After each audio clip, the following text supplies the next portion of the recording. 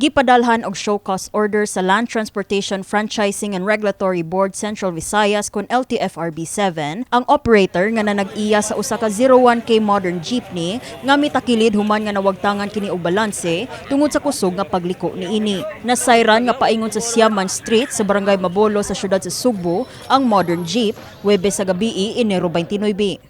Mibutyag ang officer in charge sa LTFRB7, Eugenio Ibo Jr., nga kinahanglan mo sumiter ang operator og written explanation sulod sa 72 ka oras kalabot sa maong insidente. Samtang temporaryo sab nga isuspenso ang maong unit sa modern jeep sulod sa usa ka buwan sugod karong Enero 30. Ma-explain sila kung saan itabo. Then we will also tanawon kung ang ilahang explanation is satisfactory ba or dili. Posible may tabo is ang ilahang prangkisa might be masuspend. Kini siya nga operator, first time ni siya nga nahitabuan ng incident.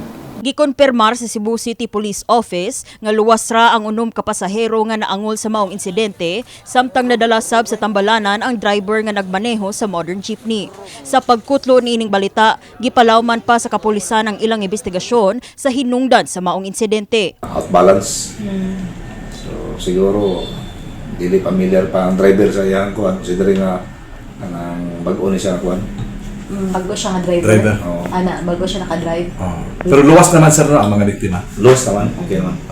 Sir, as to the report nga posibleng nagdiglumbaan na daw, sir. Ngunay, asa sa Mana yung sa atong lantaon ng sa investigation ng higit sa Station 4. Gawa sa 01K, usasab ka 04H nga traditional jeepney ang mitakilid sa Neville Hills, Barangay Lahog, Cebu City, samtang sakay ang 7 ka pasahero. Nasayran nga 3 ka pasahero ang gidala sa tambalanan, samtang upat niini ang wala ra nasamdan. Depensa sa driver, nga nakaproblema ang brake sa maong jeep, hinungdan nga gisuwayan niya kini og pakilid paingon sa sidewalk aron unta maluwas sila. Nunot niining sunod-sunod nga mga insidente, mas pahugtan pa sa LTFRB ang ilang roadworthiness inspection sa mga public utility vehicles. Katong mga bitaw na itong kagang-kagang na maglisod na sila og huwag confirmation this year.